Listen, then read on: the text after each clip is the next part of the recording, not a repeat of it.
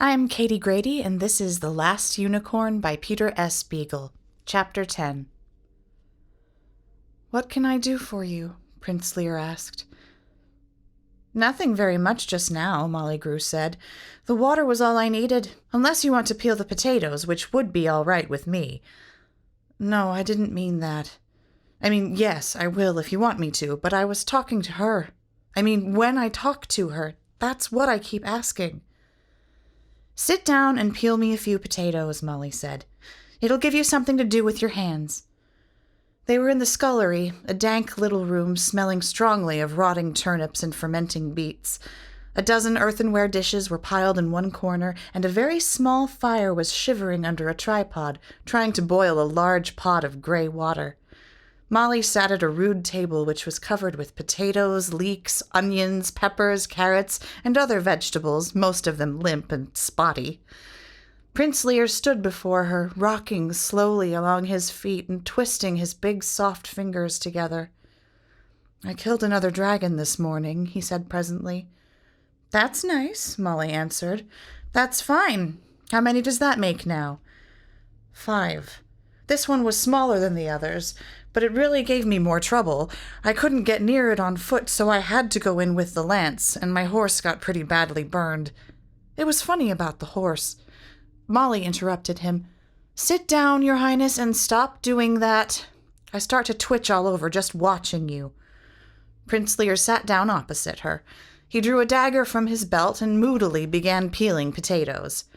Molly regarded him with a slight, slow smile. "I brought her the head," he said. "She was in her chamber, as she usually is. I dragged that head all the way up the stairs to lay it at her feet." He sighed and nicked his fingers with the dagger. "Damn, I didn't mind that. All the way up the stairs it was a dragon's head, the proudest gift anyone can give anyone. But when she looked at it, suddenly it became a sad, battered mess of scales and horns, gristly tongue, bloody eyes. I felt like some country butcher who had brought his lass a nice chunk of fresh meat as a token of his love. And then she looked at me, and I was sorry I had killed the thing. Sorry for killing a dragon." He slashed at a rubbery potato and wounded himself again. "Cut away from yourself, not toward," Molly advised him. I really think you could stop slaying dragons for the Lady Amalthea. If 5 of them haven't moved her, 1 more isn't likely to do it. Try something else." "But what's left on earth that I haven't tried?" Prince Lear demanded. "I have swum 4 rivers, each in full flood, and none less than a mile wide. I have climbed 7 mountains never before climbed, slept 3 nights in the marsh of the hanged men, and walked alive out of that forest where the flowers burn your eyes and the nightingales sing poison. I have ended my betrothal to the princess I had agreed to marry, and if you don't think that was a heroic deed, you don't know her mother. I have vanquished exactly 15 black knights, waiting by 15 fords in their black pavilions, challenging all who come to cross, and I've long since lost count of the witches in the thorny woods, the giants, the demons disguised as damsels, the glass hills, fatal riddles, and terrible tasks, the magic apples, rings, lamps, potions, swords, cloaks, boots, neckties, and nightcaps. Not to mention the winged horses, the basilisks, and the sea serpents, and all the rest of the livestock." He raised his head, and the dark blue eyes were confused and sad. "And all for nothing," he said. "I cannot touch her, whatever I do. For her sake, I have become a hero. I, Sleepy Lear, my father's sport and shame. But I might just as well have remained the dull fool I was. My great deeds mean nothing to her." Molly took up her own knife and began to slice the peppers. "Then perhaps the Lady Amalthea is not to be won by great deeds." The prince stared at her, frowning in puzzlement. "Is there another way to win a maiden?" he said earnestly. "Molly, do you know another way? Will you tell it to me?"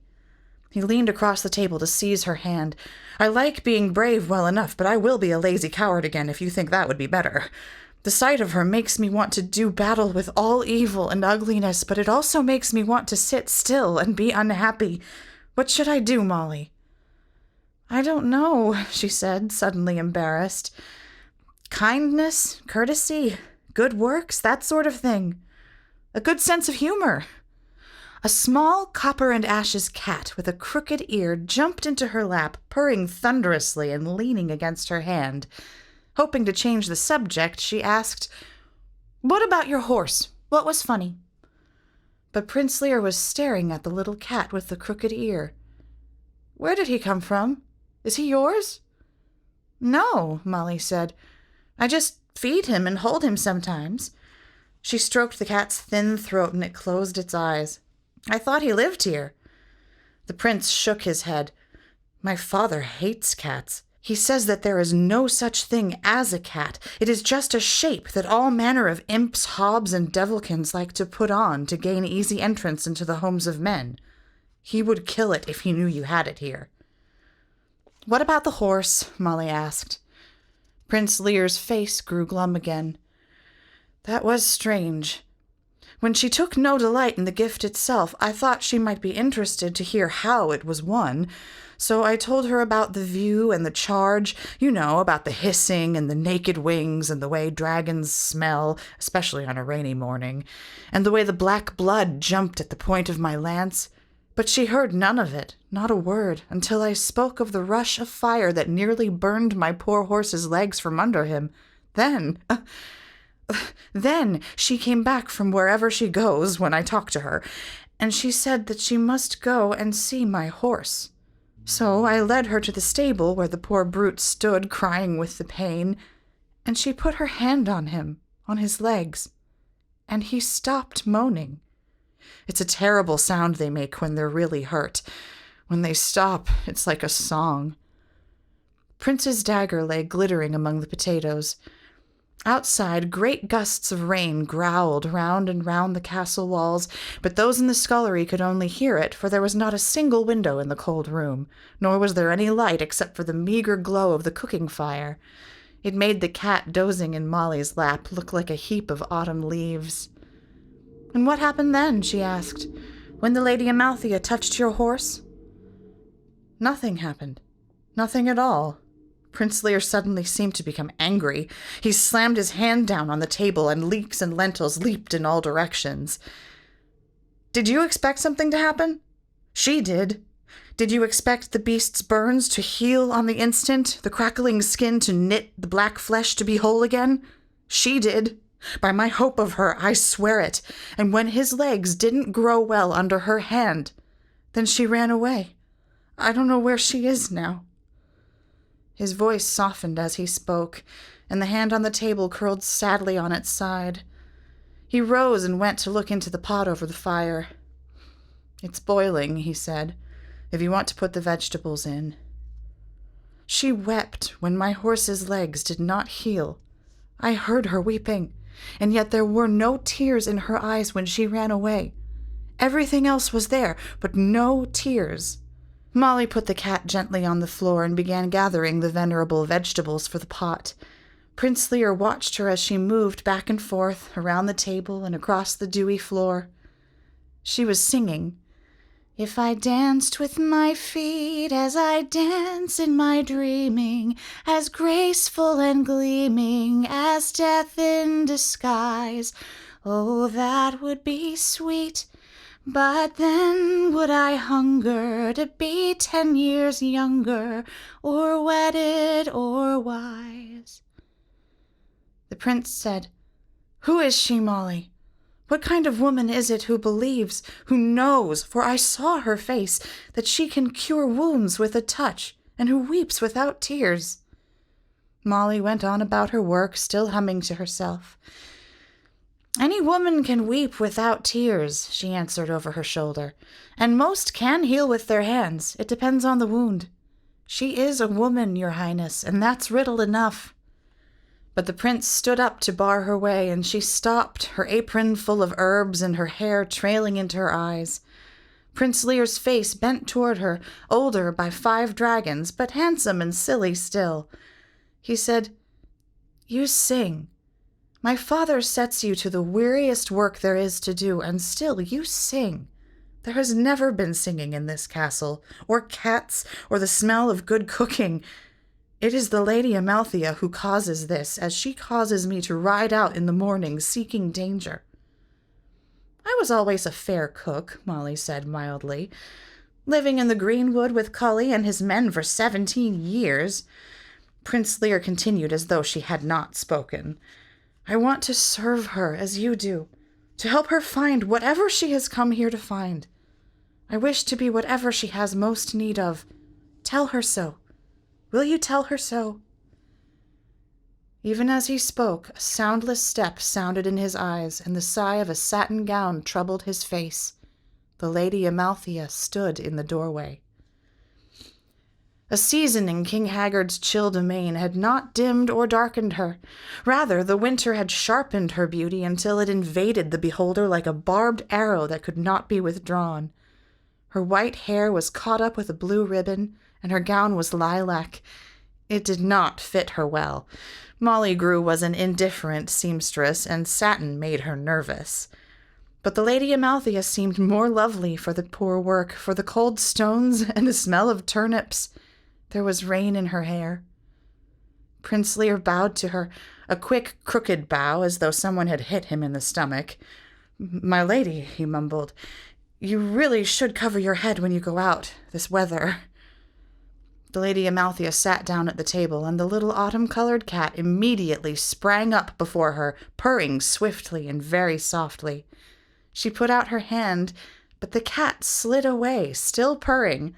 He did not appear frightened, but he would not let her touch his rusty fur. The Lady Amalthea beckoned, and the cat wriggled all over like a dog, but he would not come near. Prince Lear said hoarsely, "I must go. There is an ogre of some sort devouring village maidens 2 days' ride from here. It is said that he can be slain only by one who wields the great axe of Duke Alban. Unfortunately, Duke Alban himself was one of the first consumed. He was dressed as a village maiden at the time to deceive the monster, and there is very little doubt who holds the great axe now. If I do not return, think of me. Farewell." "Farewell, Your Highness," Molly said. The prince bowed again and left the scullery on his noble errand. He looked back only once. "You are cruel to him," Molly said. The Lady Amalthea did not look up. She was offering her open palm to the crooked-eared cat, but he stayed where he was, shivering with the desire to go to her. "Cruel?" she asked. "How can I be cruel? That is for mortals." But then she did raise her eyes, and they were great with sorrow, and with something very near to mockery. She said, "So is kindness." Molly Grew busied herself with the cooking pot, stirring the soup and seasoning it, bustling numbly. In a low voice she remarked, "You might give him a gentle word at the very least. He has undergone mighty trials for you." "But what word shall I speak?" asked the Lady Amalthea. "I have said nothing to him, yet every day he comes to me with more heads, more horns and hides and tails, more enchanted jewels and bewitched weapons. What will he do if I speak?" Molly said, "He wishes you to think of him. Knights and princes know only one way to be remembered. It's not his fault. I think he does very well." The Lady Amalthea turned her eyes to the cat again. Her long fingers twisted at a seam of her satin gown. "No, he does not want my thoughts," she said softly. "He wants me, as much as the Red Bull did, and with no more understanding. But he frightens me even more than the Red Bull, because he has a kind heart. No, I will never speak a promising word to him." The pale mark on her brow was invisible in the gloom of the scullery. She touched it and then drew her hand away quickly, as though the mark hurt her. "The horse died," she said to the little cat. "I could do nothing." Molly turned quickly and put her hands on the Lady Amalthea's shoulders. Beneath the sleek cloth the flesh was cold and hard as any stone of King Haggard's castle. "Oh, my lady," she whispered, "that is because you are out of your true form. When you regain yourself, it will all return. All your power, all your strength, all your sureness. It will come back to you. Had she dared, she would have taken the white girl in her arms and lulled her like a child. She had never dreamed of such a thing before. But the Lady Amalthea answered, "The magician gave me only the semblance of a human being, the seeming, but not the spirit. If I had died then, I would have still been a unicorn. The old man knew, the wizard. He said nothing, despite Haggard, but he knew." Of itself, her hair escaped the blue ribbon and came hurrying down her neck and over her shoulders.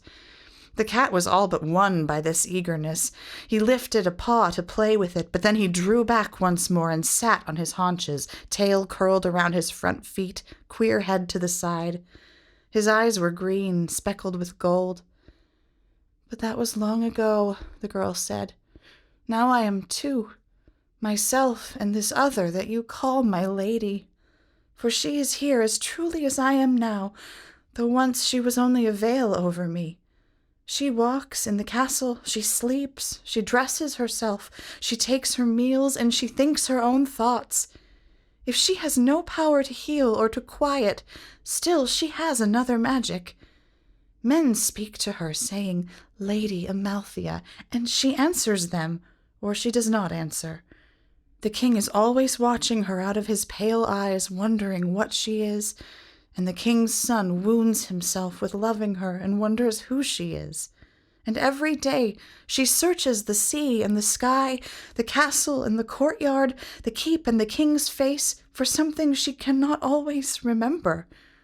What is it? What is it that she is seeking in this strange place? She knew a moment ago, but she has forgotten." She turned her face to Molly Grew, and her eyes were not the unicorn's eyes. They were lovely still, but in a way that had a name, as a human woman is beautiful. Their depth could be sounded and learned, and their degree of darkness was quite describable. Molly saw fear and loss and bewilderment when she looked into them, and herself, and nothing more.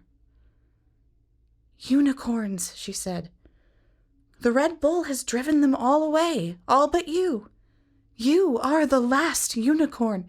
You came here to find the others and set them free, and so you will."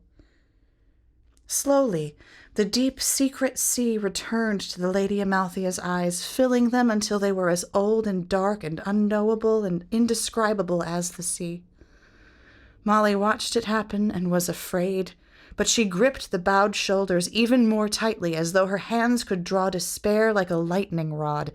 And as she did so, there shivered in the scullery floor a sound she had heard before, a sound like great teeth, molars grinding together. The Red Bull was turning in his sleep. "I wonder if he dreams," Molly thought. The Lady Amalthea said, "I must go to him.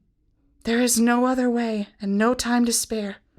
In this form or my own, I must face him again, even if all my people are dead, and there's nothing to be saved. I must go to him before I forget myself forever.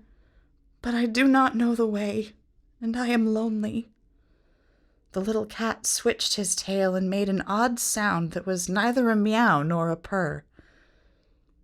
"I will go with you," Molly said. "I don't know the way down to the Bull either, but there must be one. Schmendrick will come too. He'll make the way for us if we can't find it." "I hope for no help from the magician," the Lady Amalthea replied disdainfully. "I see him every day playing the fool for King Haggard, amusing him by his failures, by blundering at even the most trifling trick. He says that is all he can do until his power speaks in him again. But it never will. He is no magician now, but the king's clown." Molly's face suddenly hurt her, and she turned away to inspect the soup again. Answering past a sharpness in her throat, she said, "He is doing it for you. While you brood and mope and become someone else, he jigs and jests for Haggard, diverting him so that you may have time to find your folk if they are to be found. But it cannot be long before the king tires of him, as he tires of all things, and casts him down to his dungeons or some place darker. You do wrong to mock him." Her voice was a child's thin, sad mumble. She said, "But that will never happen to you. Everyone loves you." They had a moment to look at each other, the two women, the one fair and foreign in the cold, low room, the other appearing quite at home in such surroundings, an angry little beetle with her own kitchen beauty. Then they heard boots scraping, armor clinking, and the gusty voices of old men. King Haggard's 4 men-at-arms came trooping into the scullery. They were all at least 70 years old, gaunt and limping, fragile as crusted snow, but all clad from head to foot in King Haggard's miserly mail and bearing his wry weapons. They entered hailing Molly Grew cheerfully and asking what she had made for their supper. But at the sight of Lady Amalthea, all 4 became very quiet and bowed deep bows that made them gasp. "My lady," said the oldest of the men, "command your servants. We are used men, spent men, but if you would see miracles, you have only to request the impossible of us. We will become young again if you wish it so." His 3 comrades muttered their agreement, but the Lady Amalthea whispered in answer, "No, no, you will never be young again." Then she fled from them, with her wild, blinding hair hiding her face and the satin gown hissing. "How wise she is," the oldest man-at-arms declared. "She understands that not even her beauty can do battle with time. It is a rare, sad wisdom for one so young. That soup smells delicious, Molly." "It smells too savory for this place," the second man grumbled as they all sat down around the table. "Haggard hates good food. He says that no meal is good enough to justify all the money and effort wasted in preparing it. It is an illusion, says he, and an expense. Live as I do, undeceived. Blah." He shuddered and grimaced, and the others laughed. "To live like Haggard," said another man-at-arms as Molly spooned the steaming soup into his bowl. "That will be my fate in the next world if I don't behave myself in this one." "Why do you stay in his service, then?" Molly demanded. She sat down with them and rested her chin on her hands. "He pays you no wages," she said, "and he feeds you as little as he dares. He sends you out in the worst weather to steal for him in Hagsgate, for he never spends a penny of the wealth in his strong room. He forbids everything, from lights to lutes, from fires to fairs, and singing to sinning, from boots and beer and talk of spring to games you play with bits of string. Why not leave him? What in the world is there to keep you here?" The 4 old men looked nervously at one another, coughing and sighing. The first said, "It is our age. Where else would we go? We are too old to be wandering the roads looking for work and shelter." "It is our age," said the second man-at-arms.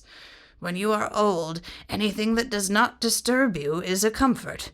Cold and darkness and boredom long ago lost their sharp edges for us, but warmth, singing, spring— no, they would all be disturbances.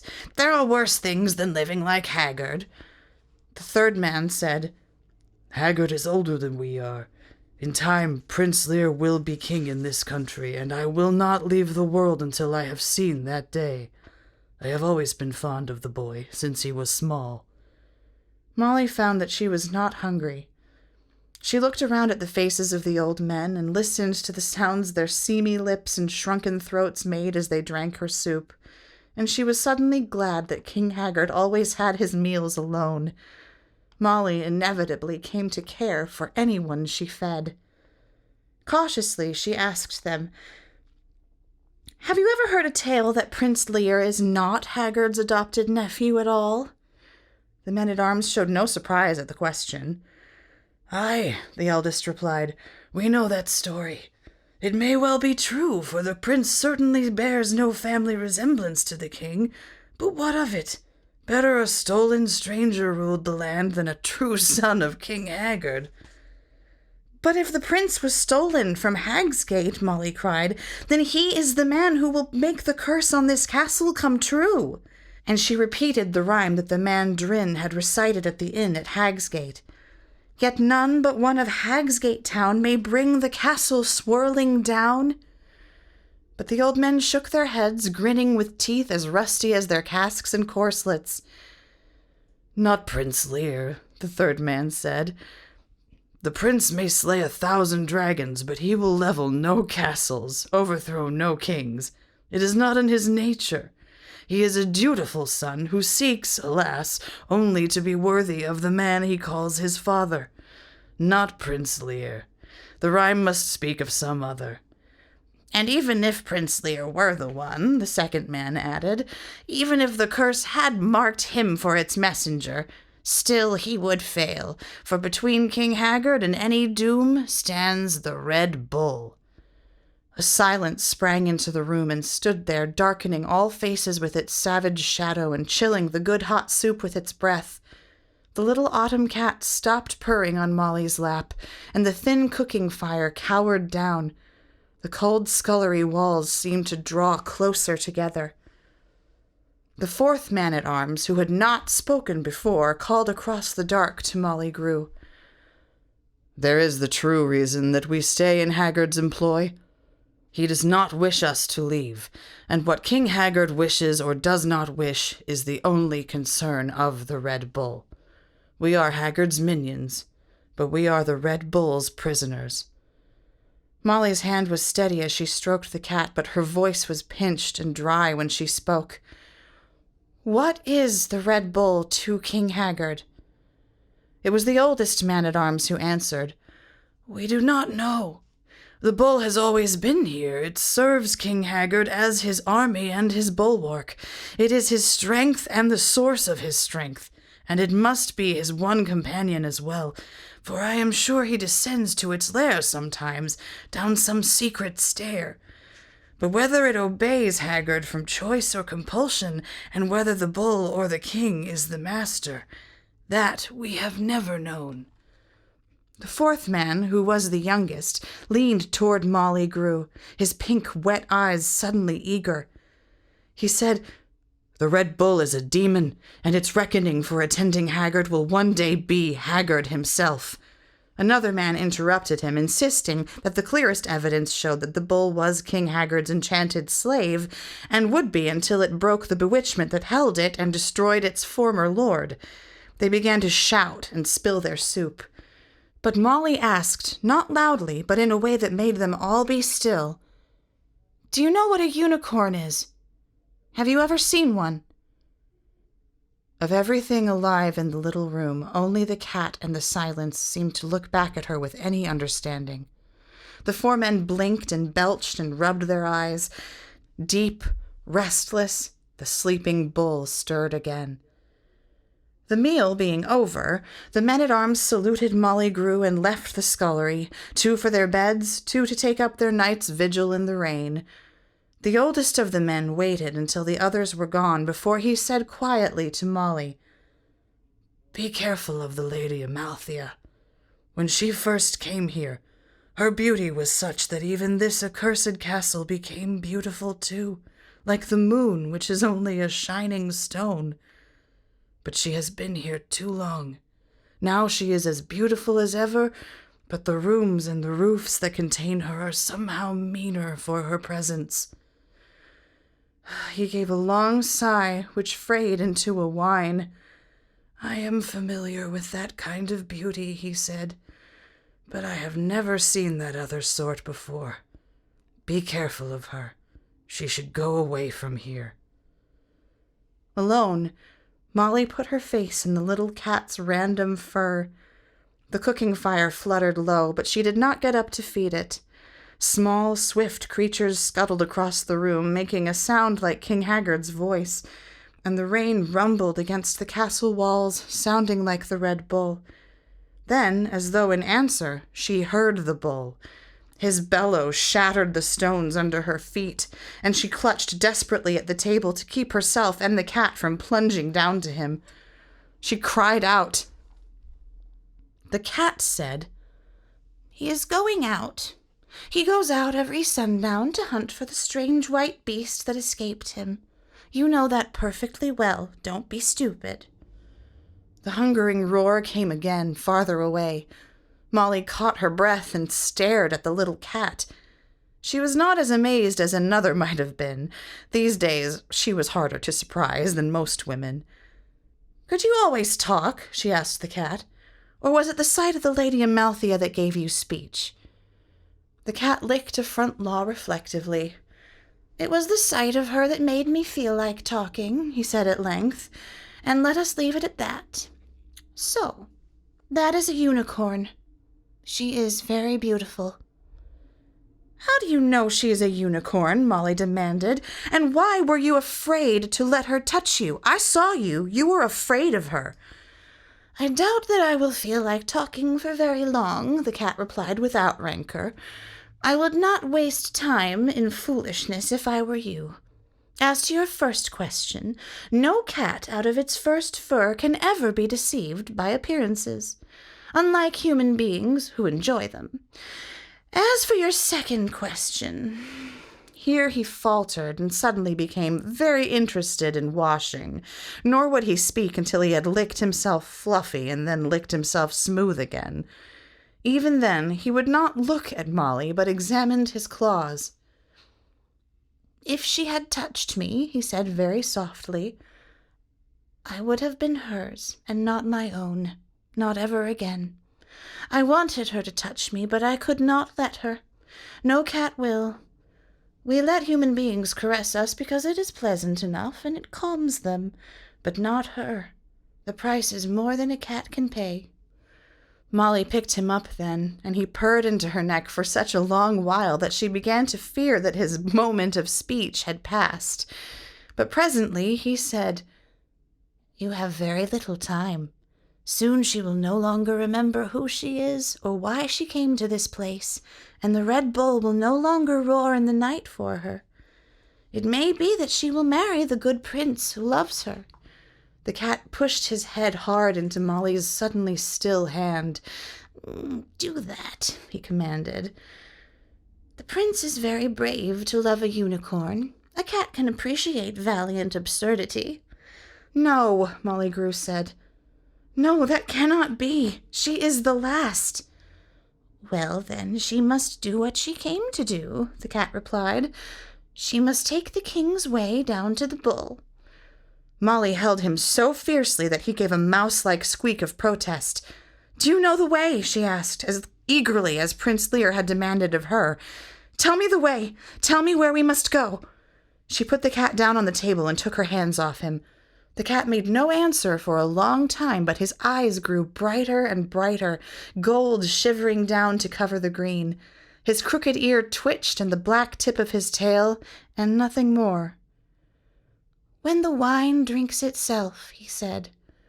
"When the skull speaks, when the clock strikes the right time, only then will you find the tunnel that leads to the Red Bull's lair." He tucked his paws under his chest and added, "There's a trick to it, of course." "I'll bet," Molly said grimly. "There is a horrible, crumbly old skull stuck up high on a pillar in the great hall, but it hasn't had anything to say for some time. The clock that stands nearby is mad and strikes when it pleases. Midnight every hour, 17 o'clock at 4, and perhaps not a sound for a week.